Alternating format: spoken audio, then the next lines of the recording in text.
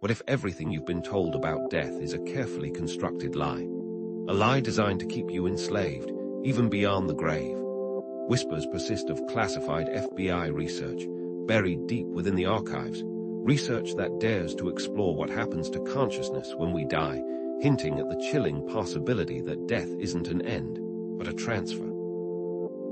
This suppressed research points to a theory known as soul migration. The soul, that spark of you, doesn't simply vanish. It journeys, transitions, perhaps into another state of existence, maybe even within the architecture of a grand, intricate simulation. Across countless cultures, we find the echoing theme of rebirth, be it in the myth of the phoenix rising from ashes, the Egyptians' elaborate preparations for the afterlife, or the cyclical reincarnation central to Hinduism and Buddhism. Could these ancient myths hold encoded truths about the soul's journey after death, truths deliberately obscured, waiting to be rediscovered? If death is merely a transition, a shedding of the physical form, how drastically does that reframe the way you live your life right now? The implications are staggering. The fear of death has been used for millennia as the ultimate control mechanism, a lever to manipulate societies and individuals alike. But what if that fear, that bedrock of control, was built upon a deliberate falsehood? Knowing the truth, possessing the understanding of soul migration, could be the master key to unlocking personal empowerment, paving the path to a profound spiritual awakening, a liberation from the shackles of manipulated fear. Join me as we embark on a journey to unveil the true nature of our reality, our consciousness, and the very fabric of existence that extends far beyond the limitations of our physical world, seeking what lies waiting for us on the other side. Throughout history, esoteric and spiritual knowledge has been systematically suppressed, hidden from the masses by those who sought to maintain their power. From the burning of the Library of Alexandria to the persecution of those labeled as witches, and even the modern-day suppression of alternative healing modalities, a pattern emerges. Powerful entities consistently attempt to control the flow of information, especially that pertaining to consciousness and its potential beyond the physical body. At the heart of soul migration lies a central tenet. Consciousness is a form of energy, perhaps the fundamental energy, and energy, as science dictates, cannot be created or destroyed, only transformed. This understanding forms the basis for the possibility of soul migration, the continuation of consciousness in another form. This is not just wishful thinking. Countless accounts of near-death experiences, or NDEs, offer compelling anecdotal evidence, revealing consistent themes of out-of-body sensations, encounters with deceased loved ones, and profound journeys into otherworldly realms. These experiences provide glimpses, fleeting though they may be, into what might await us beyond the veil of physical existence. Consider the recurring motif, almost universally reported, of the tunnel of light during these NDEs. Is this simply a trick of a dying brain, or could it be something far more profound? Could this tunnel of light represent a gateway to another reality, a cosmic birth canal facilitating the soul's transition to a new existence? Why would governments actively hide this information, suppress the findings, and bury the research? How exactly does the soul even migrate? Is there a specific mechanism at play, some underlying principle that governs this transition? And perhaps most importantly, is there a predetermined destination? The mystery deepens when we consider the alleged missing FBI files, the purported classified research that could hold the answers to these profound questions. What did they truly discover within those secret studies? What truths were deemed too dangerous for public consumption, and why are they still being kept secret? Could quantum entanglement, that bizarre phenomenon where two particles become linked across vast distances, offer a scientific explanation for the interconnectedness of souls, suggesting the capability of souls to traverse the boundaries of space and time, migrating across dimensions? Over the course of this video, we will dissect supposed links to secret societies, probe the wisdom of ancient texts, and examine cutting-edge scientific possibilities that may explain all of this. So stay with me, and let's uncover the truth together. What if the very fabric of reality is not as solid as we perceive, but rather a meticulously crafted construct, a simulation akin to the worlds depicted in The Matrix or Dark City? This isn't just a philosophical musing. It's a question that strikes at the heart of our existence. If our reality is indeed a simulation, then soul migration could be an integral part of its programming, a preordained process dictating the transfer of consciousness from one simulated life to another. Consider this. Within a computer game, characters are often reset, their data transferred to new game states. Could our souls be undergoing a similar process, migrating between different levels or scenarios within the simulation?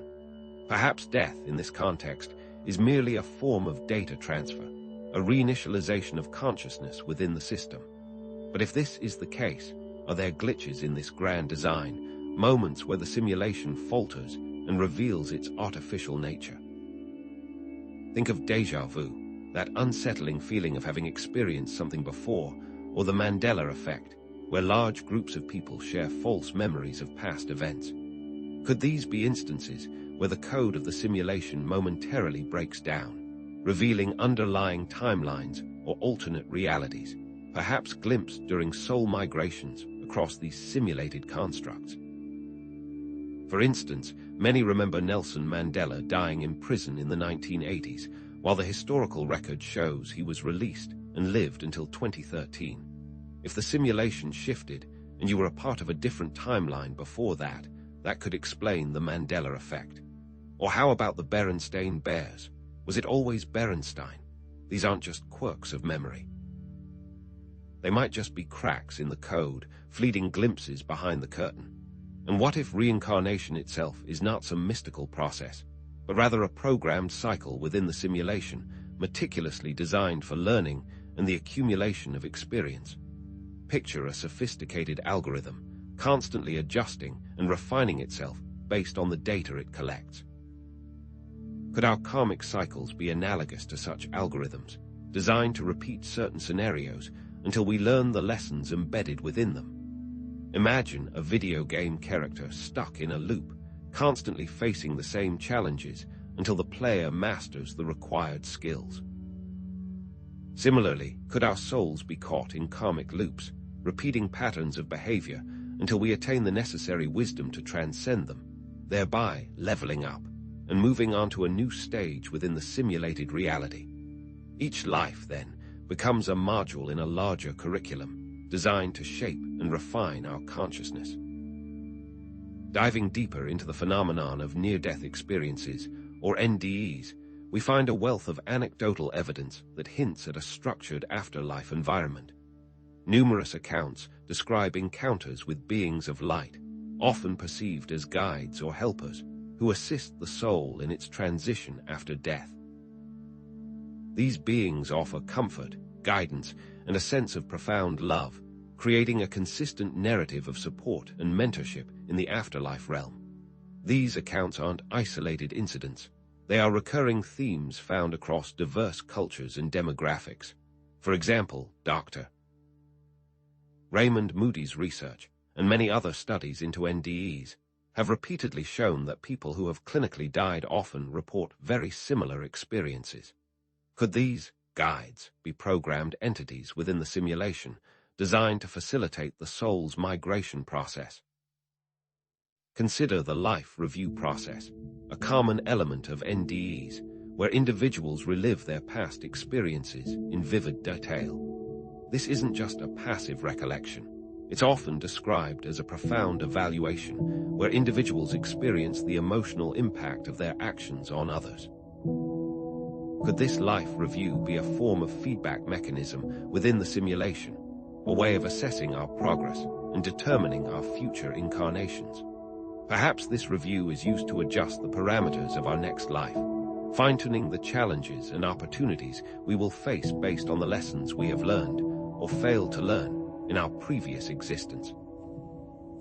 It serves as a cosmic report card, influencing the programming of future experiences and the trajectory of our karmic cycles? And what about the tunnel of light, that ubiquitous symbol of the NDE?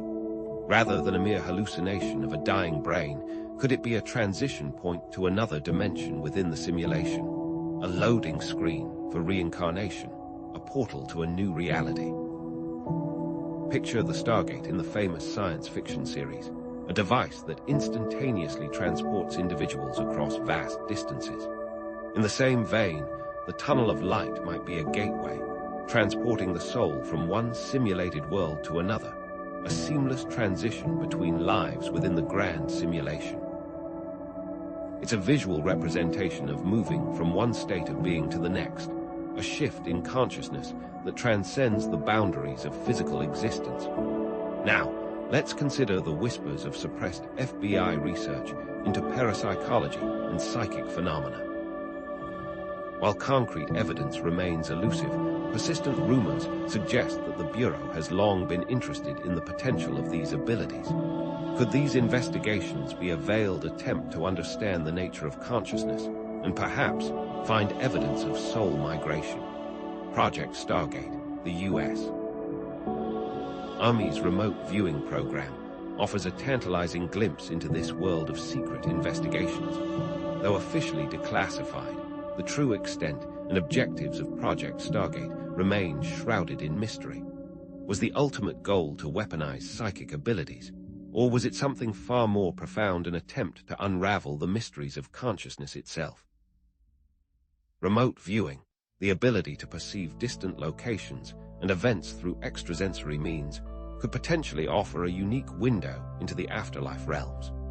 Imagine remote viewers inadvertently tapping into the experiences of souls transitioning between lives, observing them navigating the landscapes of the afterlife or glimpsing fragments of their past incarnations.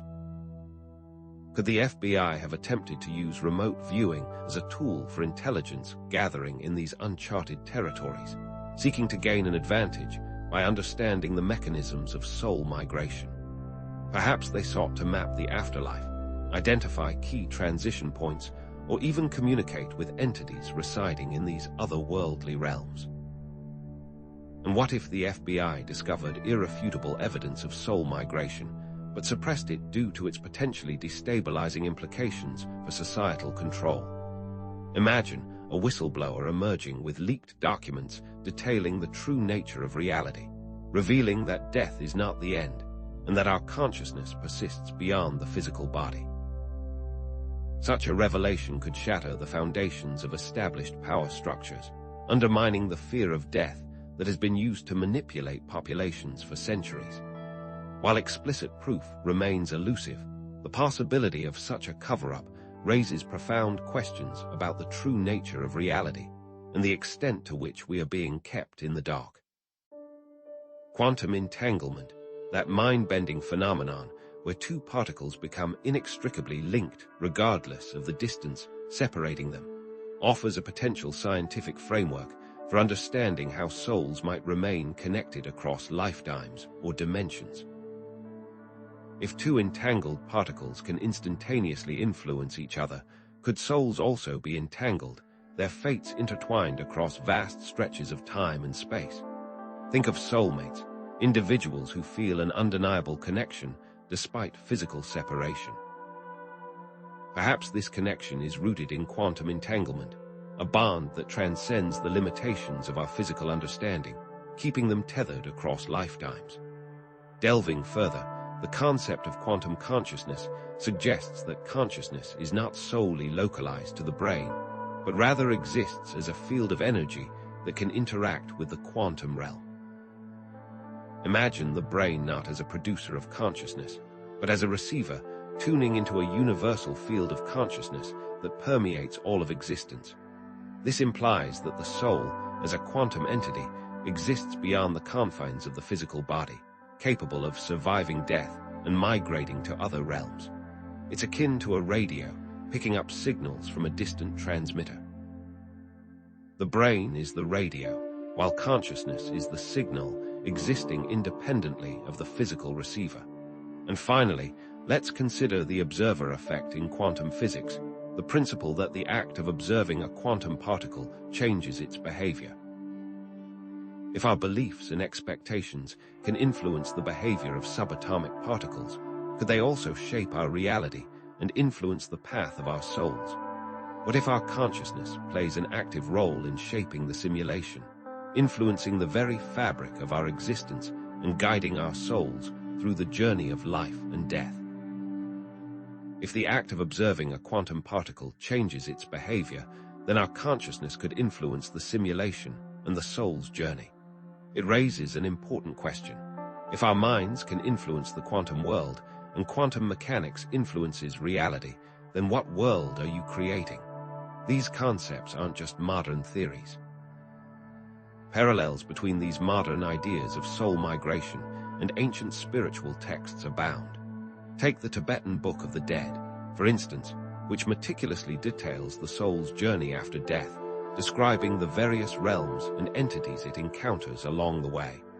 Similarly, the Bhagavad Gita speaks of the soul's eternal nature and its cyclical journey through reincarnation. Even the ancient Egyptians, with their elaborate funerary rituals and beliefs in the afterlife, provide evidence of humanity's enduring fascination with the soul's fate beyond death. The consistency of these narratives across cultures and millennia hints at a deeper truth, a universal understanding of the soul's journey that transcends the boundaries of time and space.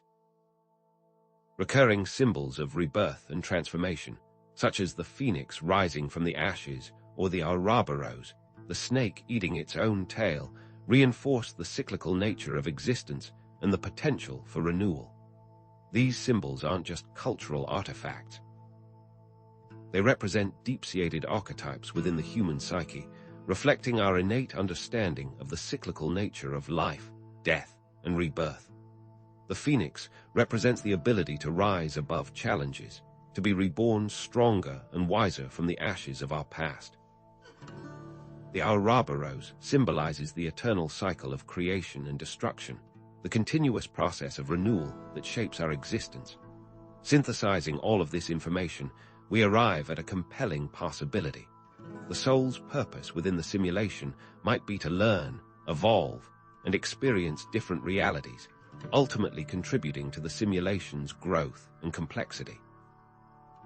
Perhaps the simulation is a vast learning environment for souls, providing opportunities for growth and development that are essential for the evolution of consciousness itself. Maybe we are here to solve a cosmic puzzle, to unravel the mysteries of existence and contribute our unique perspectives to the grand tapestry of reality. And the simulation itself evolves and grows as we learn and evolve, as we experience. This is how the simulation becomes more and more complex and better over time. The big question is, if we are in a simulation, then who is running it? And more importantly, why? So, if we are in a simulation, then who is running it? And more importantly, why? Let's bring everything together. The core thread, we've been unraveling points to soul migration as a transition, a potential relocation within a simulated reality. This concept isn't built on conjecture alone. Alleged classified FBI research, accounts from NDEs, theoretical frameworks from quantum physics, and echoes of ancient wisdom all whisper of this possibility. The classified research, though shrouded in secrecy, hints that consciousness may not be extinguished at death, that our perceived reality could be a meticulously crafted program. This isn't definitive, but it's a persistent signal, a compelling anomaly that begs further investigation. Each stream of evidence offers a piece of the puzzle. NDEs provide anecdotal evidence, first-hand accounts of what lies beyond the veil. Quantum physics offers a theoretical framework, suggesting how consciousness might interact with reality on a fundamental level through phenomena like entanglement. Ancient texts, from the Tibetan Book of the Dead to the Bhagavad Gita, offer symbolic parallels, timeless narratives that resonate with the idea of cyclical existence. They're not isolated data points. They're interconnected threads weaving together a tapestry of plausibility, making the concept of soul migration not just a far-fetched theory, but a viable consideration. And through it all, the constant is consciousness. Whether we're discussing quantum entanglement or the experiences of individuals undergoing NDEs, consciousness emerges as the fundamental element, the energy that persists through death and transitions between realities. Remember the observer effect in quantum physics. Consciousness shapes reality. It's not just a passive observer. It's an active participant in the unfolding of existence. This perspective asks us to fundamentally rethink our ideas about life and death. Therefore, consider this. What if death isn't an ending, but a doorway? A transition to another state of existence, another room in the vast mansion of consciousness, or perhaps an upgrade to a new level in the grand game of existence. By shifting our perspective from fear to curiosity, we can approach death with acceptance, even anticipation, embracing the unknown with open minds and hearts. It's not about escaping life. It's about understanding it in its totality, seeing death not as a full stop, but as a comma in the ongoing narrative of the soul. Why is this reframing so important? Because it challenges the accepted narrative, the story we've been told by society about death and reality. Often, these narratives are designed to maintain control, to suppress individual potential by instilling fear and limiting our understanding of what's truly possible. Knowledge of soul migration, whether through scientific investigation or personal experience, can dismantle these limiting beliefs, empowering us to reclaim our agency and shape our own destinies. Consider how societal control is often achieved through fear, the fear of death, the fear of the unknown. By understanding the cyclical nature of existence, we can begin to dismantle these control mechanisms and live more authentically. The recurring symbols of rebirth and transformation, like the phoenix rising from the ashes or the Ouroboros consuming itself only to be reborn, aren't just pretty images. They're potent reminders of the cyclical nature of existence. These symbols urge us to embrace change, to see death not as a finality, but as a necessary part of the cycle, a prelude to renewal. They're coded messages from our collective unconscious, guiding us toward a deeper understanding of ourselves and our place in the universe. Understanding soul migration can profoundly empower us, freeing us from the shackles of fear and enabling us to live more authentically and purposefully. When we recognize the potential for continued existence, anxiety diminishes, and we're inspired to make the most of our current lives. We begin to act with greater intention, knowing that our actions have consequences that extend far beyond this single lifetime. Imagine living without the constant fear of death looming over you. How would that change your choices? How would that alter your priorities? Therefore, embrace living with greater awareness and mindfulness, recognizing that our thoughts, beliefs, and actions shape our reality and influence our soul's journey. Practice meditation and self-reflection, cultivate a deeper connection with your inner self, and align yourself with your soul's purpose. By becoming more conscious, we become more powerful co-creators of our reality. It's about stepping into our roles as active participants in the unfolding drama of existence, rather than passive spectators. But what is the ultimate purpose of this soul migration? Perhaps it's to learn, to evolve, to experience the infinite possibilities within this grand simulation. Each lifetime, each challenge, each joy contributes to the overall growth and complexity of consciousness. We're not just players in a game. We're active contributors to its development, constantly refining and expanding the simulation through our experiences. Imagine each soul as a data point, contributing to a vast and ever-evolving database of experiences. And where do these souls migrate to? Other dimensions, other planets, other simulations. The possibilities are endless, limited only by our imagination. While we can't say for certain, NDE accounts offer tantalizing glimpses of otherworldly realms, while the sheer vastness of the cosmos suggests an infinite number of potential destinations. Perhaps reincarnation isn't limited to Earth. Perhaps we're destined to experience life in countless forms, across countless realities. But if we're living in a simulation, do we even have control? Are we just puppets dancing on strings? While our experiences might be programmed to some extent, we still have agency in how we respond to them, how we choose to act, and how we shape our own evolution. Our choices have consequences, influencing our karmic cycles and future experiences. Even within a simulated environment, free will remains a powerful force, allowing us to chart our own course and determine our own destiny. Many questions remain unanswered, mysteries that continue to beckon us forward.